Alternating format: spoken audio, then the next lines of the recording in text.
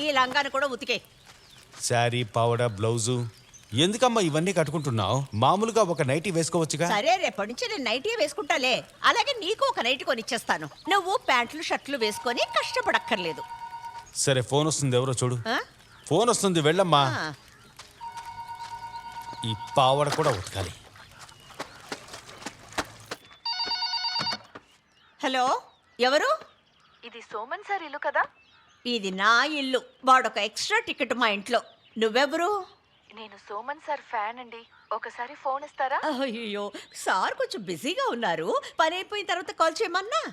అలాగా, అయితే నేను తర్వాత ఫోన్ చేస్తాను. అదే మంచిది. వాడు బట్టలు ఉతుకుతున్నాడు. హ?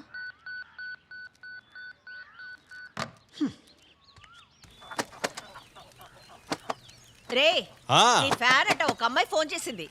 ఏంటి? అయ్యో, నన్ను పిలవచ్చు కదమ్మా. ఎందుకు ఫోన్ చేసిందో నాకు తెలియదు. మళ్ళీ చేస్తానని చెప్పింది.